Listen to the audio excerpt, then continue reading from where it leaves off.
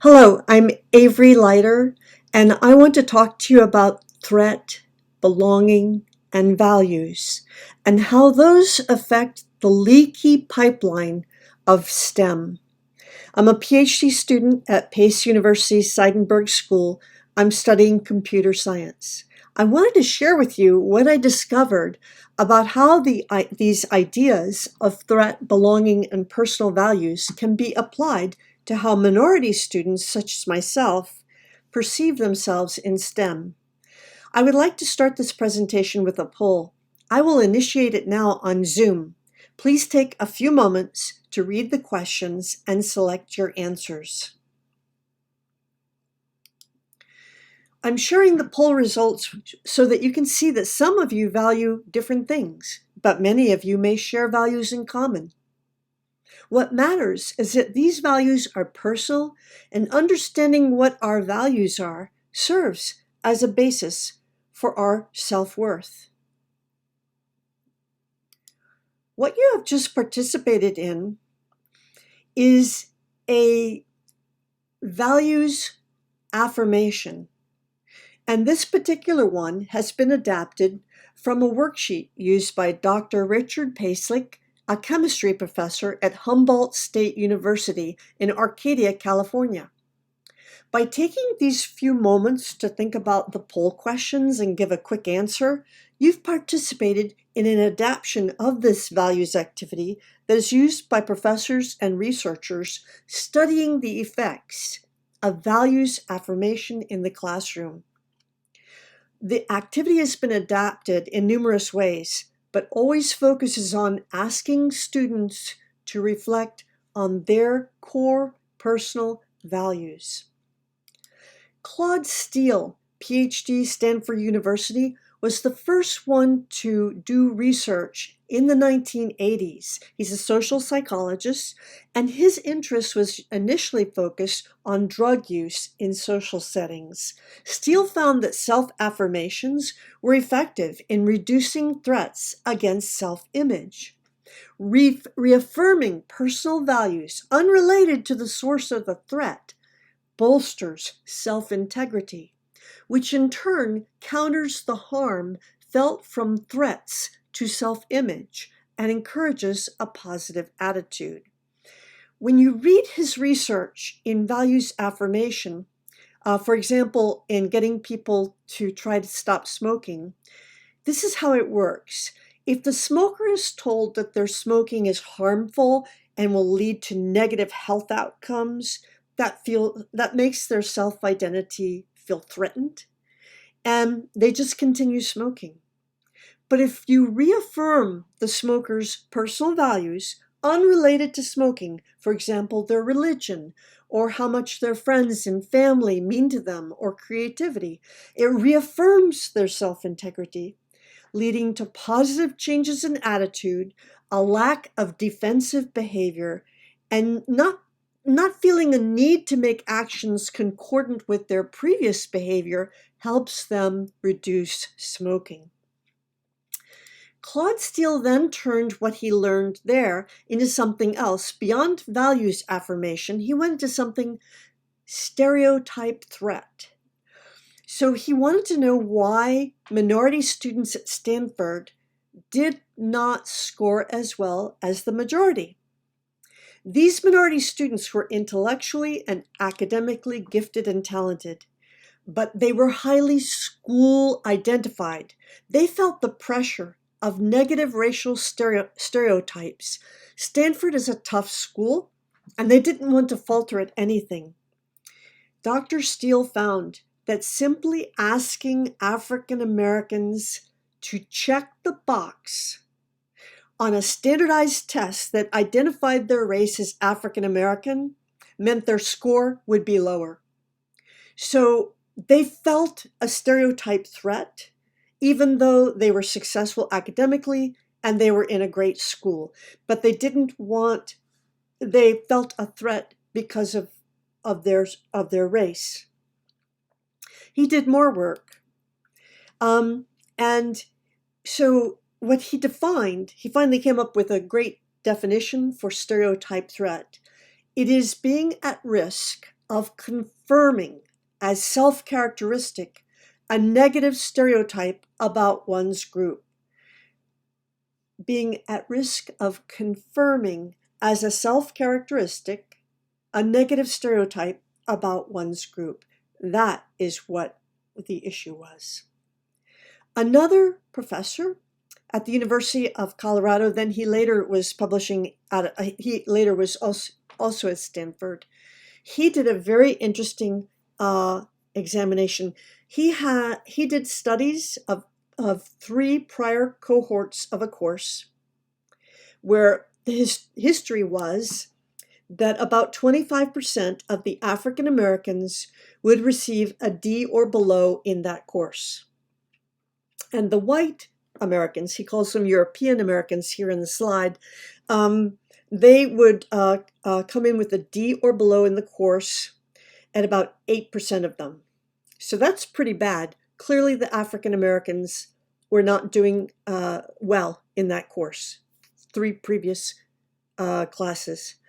Then he had a control condition, and then he had an affirmation condition. The affirmation was as simple as what you were given in the poll. It was not intense. And that is the group you are all in right now, as the result of taking the icebreaker poll at the beginning of my presentation. It reduced to trivial the academic differences between the minority and the majority students in tough academic conditions. It dropped that failure, D or below, way down if they were encouraged to think about what matters to them personally, about their friends and family. And so that research led to other great things, but he did more work, and this research has been replicated across all points of schooling, from elementary school to college, and it positively affects the grades of minority students, more so than the majority students. It doesn't seem to affect majority students much, if at all, but it doesn't hurt them. Another researcher at the University of Colorado, his fields are neuroscience as well as psychology. He worked with 3 professors that taught Introduction to Physics at the University of Colorado. He wanted to collect data and further the research of Claude Steele and Jeffrey Cohen.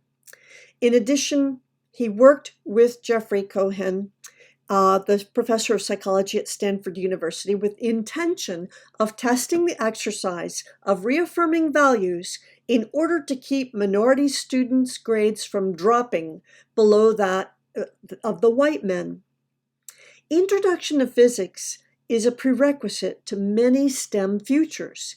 It is a significant dropout transition for the pipeline of minorities in STEM. Previous to using this intervention, minorities at the University of Colorado would average 1 letter grade lower for their course grade than the white men in Introduction to Physics. That meant a lower GPA overall, and it meant they were more likely to drop out of STEM degree programs.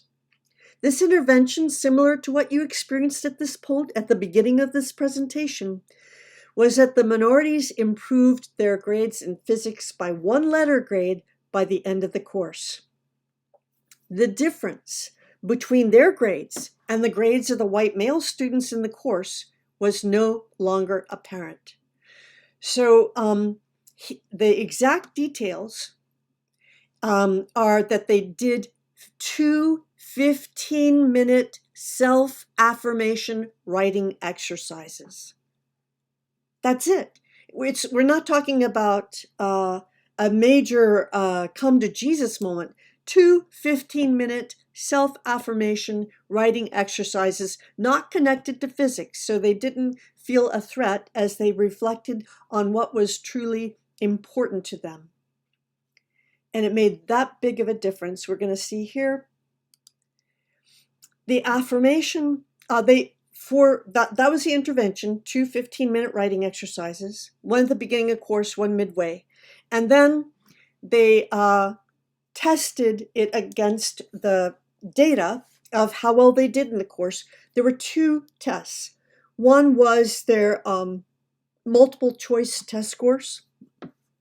And another one to make sure that they got a more comprehensive test was a standardized test of physics, conceptual mastery, that was from outside of University of Colorado. That was really interesting. The women who did receive the intervention did even better than the men in their end of semester score. So this is very significant against the control. They did better on this generalized test that is used across several universities. So when you use two 15-minute affirmation exercises, you can get such a big difference in their lives. Instead of making a C, they're going to make a B, and they will feel better about physics, and they will go on to study other STEM topics. Then we have Timothy Wilson. He worked at the University of Virginia, wanting to improve the academic performance of college students, specifically with brief attributional interventions. He said self-attributions influence minorities in addition to the stereotype threat, but there's a difference. When minorities attribute their difficulties to something internal, instead of something external, then there's a difference. If they, in other words, Sam thinks his low grade on the first calculus test is because he's not intelligent enough. He must have been in error being admitted. He becomes anxious. Sarah thinks her low grade on the first calculus test is because the teacher gives a hard first test, and she just has to study harder and doesn't take it internally. So he saw Sarah as resilient, and she bounced back, and it doesn't let her prevent her from getting ahead in her tough STEM courses. Then we look at what Joshua Aronson did. He's at New York University. He wanted to reduce the effect of stereotype threat on African American college students, not by the intervention that I've introduced you to earlier, but by shaping their theory of intelligence. This took a little more thought to it. What he said was that education is the surest route to social equality. And when he was studying, he used 3 interventions in his research to change the academic achievement scores and the enjoyment of academics by African American college students by influencing their views on intelligence. He measured his success in their higher grades, and but interesting, he didn't try to address stereotype threat in his interventions, but the interventions worked all the same. His research encouraged a better way of thinking about intelligence to its Black students, and that better way of thinking remained with them and brought about higher academic achievement. It did not address the fear that they might be intellectually inferior. It didn't change them completely, just enough to get them to enjoy their academic experience more and feel that they got intellectually sharper the more they studied. Why is this such an important topic right now? Well, we need minorities to stay in the STEM pipeline for my topic, quantum computing. It's the next revolution forward in computing. It will vastly increase the speed of information warfare, chemical research, artificial intelligence, and all of the baseline computing enablers to our society today. Stereotype threat affects the pipeline of creative minds that will be part of the quantum computing future. I'd like briefly to explain that topic, quantum computing. The United States in August released another $1 billion to try to get ahead in a worldwide arms race, which is funded by on the topic of quantum. 2 years ago, they released an earlier $1 billion. nothing happened because we didn't have enough quantum computing researchers to take action on it. In the European Union and China, there is heavy investment in quantum computing. In this recent re-announcement of $1 billion, they combine quantum computing with artificial intelligence because there are overt connections to military technology. The US is in a catch-up position on quantum computing. We are very short on quantum computing professionals. IBM by itself, one of the lead companies in quantum computing, has fenced off $100 million at its quantum center to work on unrepresented talent to drive innovation, saying, and this was as of September 20, combating systemic racism in the US needs to be more than a statement of support. It has to be tangible action. They are investing in historically Black colleges and universities around the topics of social justice and racial equality by creating equitable, innovative experiences for those students to acquire the necessary skills to unlock economic opportunity and prosperity.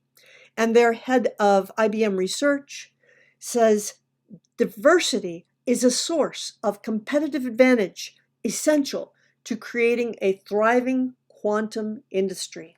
And that is very much so. I would like to tell you a little bit more. So classical computers will still be around 10 or 20 years from now.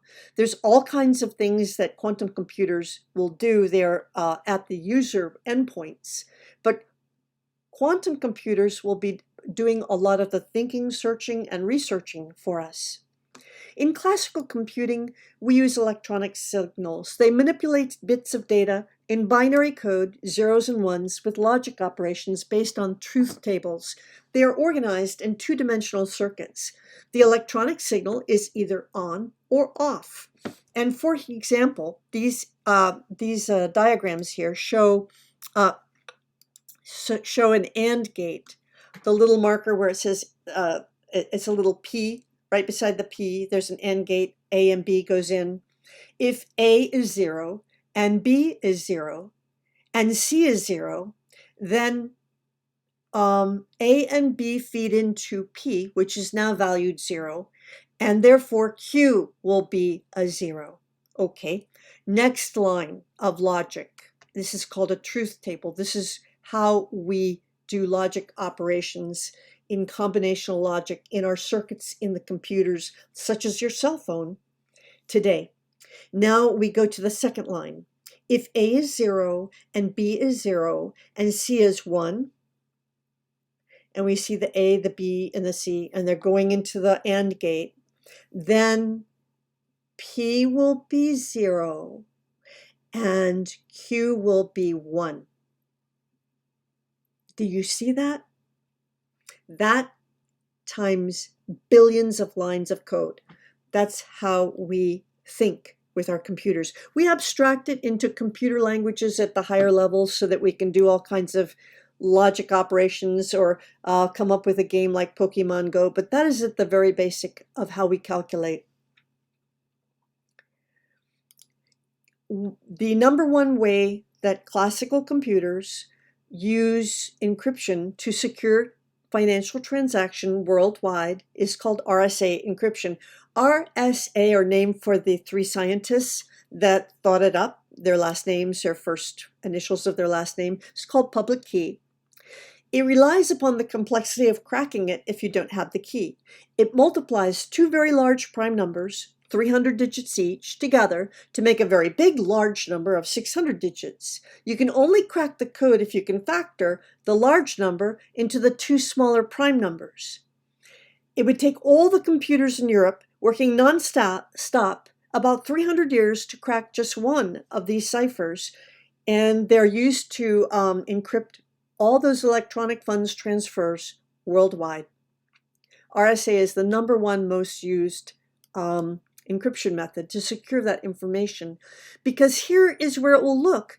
This is how a classical computer does it. It organizes what it has to search, in this case, a 600 character long digit number, and it will work its way, first trying 0 on the first digit, 0, then 1, then 2, then 3, and then it will go binary. Search tree is probably the most popular, as it searches the memory addresses to try to multiply and divide to get to what it wants. Quantum computers, though, can break RSA. This discovery was found by Peter Shor, the man in the picture. He says here 15. The prime factors are 3 and 5. If you can't divide 15 smaller than 3 times 5, because this is a whole number, and 3 and 5 each can't be divided any smaller than that. 91 can be divided into 7 times 13 as the smallest primes. Well, what about a 600-digit number? You see, it's very complex, hence the 300 years of all the computers running full blast. But a quantum computer, in about 3 or 4 minutes, most of which is spent getting organized, if it has enough qubits available, which is somewhere between 100 and 1,000, it can crack it immediately. This theory, when he discovered it in 1994, drove great investment in quantum computing, and now it is realized in several primitive machines. Quantum computers look at the information they must compute differently.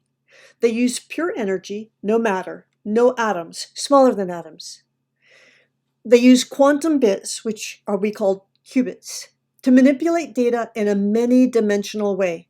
Qubits can become entangled across infinite time and space, such that a change in one qubit will automatically be reflected in all other qubits with which it is entangled, instantly, faster than the speed of light, without friction or loss of energy due to the distance traveled. This is because qubits, when entangled, are communicating in a way that is not straight line, not linear, or it's not only in 3 or 4 dimensions, but rather in 5 or 6 dimensions where this is possible. On the left-hand side, I'm showing you a bit. It's either that's the electronic signal, on or off. That's classical computing. In a qubit, we have a sphere of energy. Circuit diagram is much different for a quantum computer.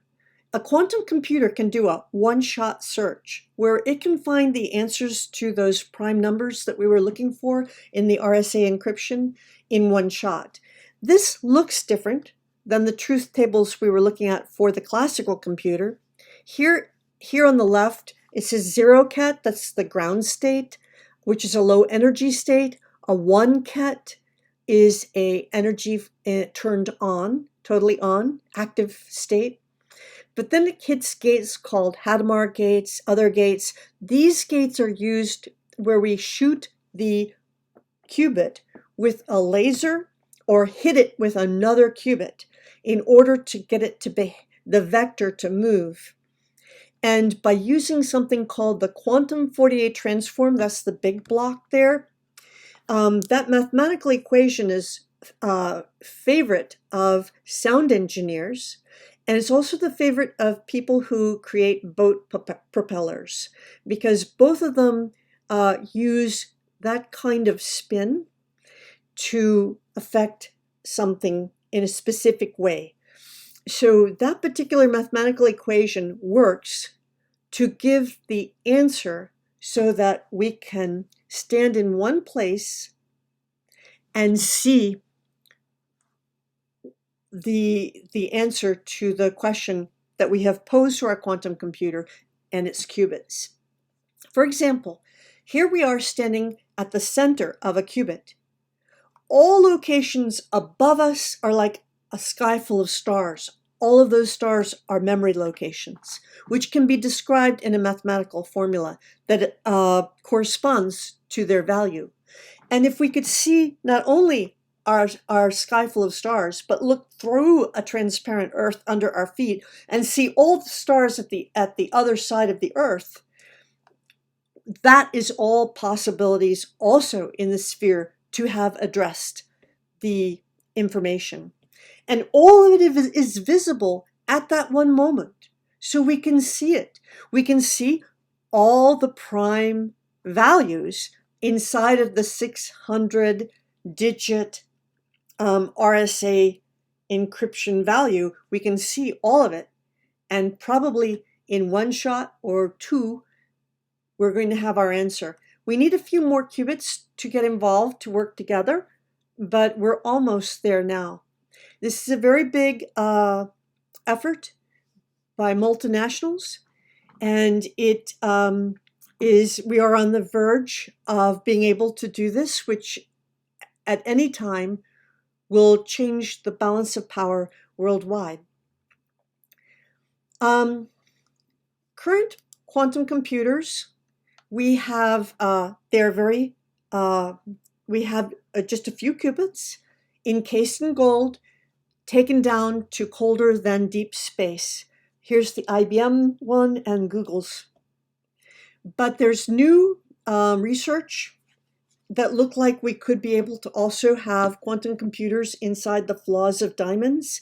That research was done at Harvard and MIT, and then it was stolen, and now it is in China.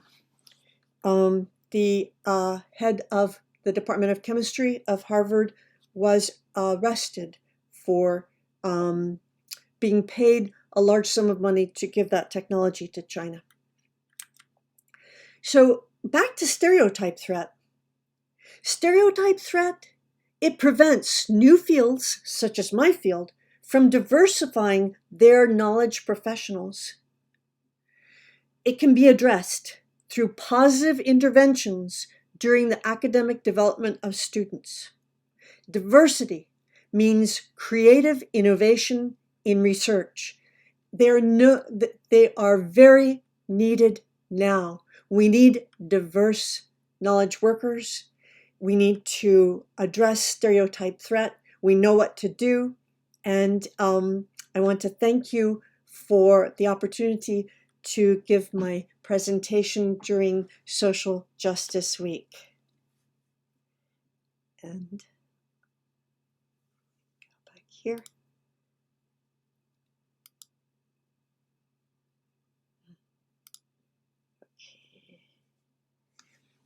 Okay.